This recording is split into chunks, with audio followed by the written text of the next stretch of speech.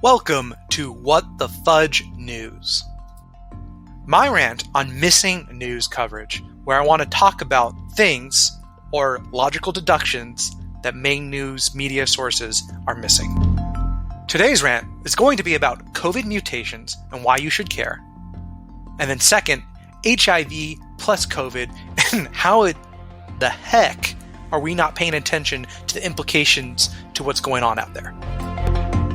So let's start off with the good news. The good news is we have seen a decline in COVID infections in the US and most of the West. This is great news and everybody is getting ready to celebrate. Biden is talking about how he's trying to push more vaccines onto people to be ready for the holidays and beer and no mask and just having a great time. We are ecstatic out here in the West. And hey, who can blame people to not be excited about the potential of getting back to the way things used to be? However, we seem to really be dropping the ball on the one message that all the epidemiologists and all the specialists around infectious disease keep on telling us. Beware of mutations and variants. If you let this thing mutate and grow around the world, you are going to be in big trouble. Mutations are the concern. Mutations are the new big boogeyman that we should all be concerned about. It is what we should be telling our children. Might be eating them up in the middle of the night. It's that scary and dangerous for our economy and for us as just human beings, these mutations. And lo and behold, mutations have now taken place, so much so that we have different regions or countries having these mutations that are dominating that area, and we now call them out. The main ones that are important to call out: Brazil, South Africa, and India. And so now that we can all agree that mutations are dangerous and that they really seem to be percolating and growing and changing a lot in those three specific areas, India, Brazil, and South Africa, this morning I woke up and read this new fascinating article that no one seems to be talking about and is a real concern, at least for me, as a person that likes to run numbers. That article came in the form of a Business Insider, though it has yet to be finished being peer-reviewed. It pointed out a very interesting fact that logically makes sense to me. It noted that in South Africa, there was a woman who was infected with HIV that caught COVID. No surprise, it's a global pandemic. There are 38 million people with HIV in this world. So of course, some of them, or maybe a lot of them, are eventually going to get COVID. This woman, when she caught COVID, was infected for 216 days. That's crazy.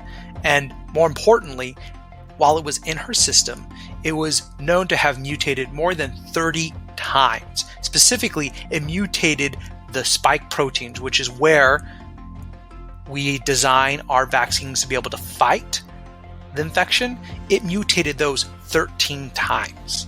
Now, I'm not saying you can extrapolate that this type of issue would exist for everyone, but I would argue there is a pretty high chance with 38 million people, a lot of them in third world countries, getting sick with COVID, allowing it to mutate and change. What is to say this woman, who probably isn't extremely wealthy, who needs to go out and work, isn't infecting people with her crazy mutations? And how do we know that she isn't interacting with other people who also have HIV, who also have immune compromises that can also allow for further mutations? This, to me, is the real concern, that we see evidence of little factories that allow for crazy mutations to occur, and we're not supporting them, we're not providing them, we are not identifying them to get them able to eradicate this virus, to prevent these crazy mutations from happening. And so while we are out here enjoying 4th of July, and we are happy in the summertime, and we are doing a big old lap of cheering here in the US, saying, hey, we did it, we accomplished it, hoorah, go America. And I feel that sentiment gladly. I would love to get my tan back. I can't help but pause and realize, hey, let's look at this bigger picture.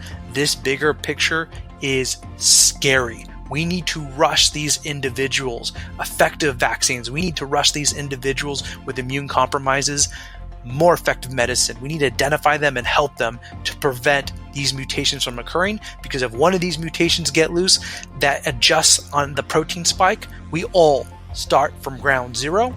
And more importantly, these variants that are now running rampant are, in the case of India, 300% more infectious, meaning a lot more people can potentially die and a lot more people will get infected. So we need to do what is right, what is smart, what is logical, and help these individuals or help people and talk about what we seem to be wanting to bury our head in the sand. We did it once, it didn't work, and for some reason, we're about ready to do it again. And that is the end of my rant for What the Fudge News. Let's talk about it. Let's push this information out, and let's make sure people are addressing this, because mutations are the danger, mutations are the concern, and HIV plus these mutations equals to what the fudge. Thank you for listening. I will be always trying to cite the different news sources that I've read that will be in the YouTube description below, just to let you know and have you be able to read the source directly from there if you choose to do so. Also, please make sure to link and share. And if you find this information useful, please let us know. Comments and likes and all those items are very useful for the YouTube algorithm. We want to make sure that we're informing and educating as much as possible.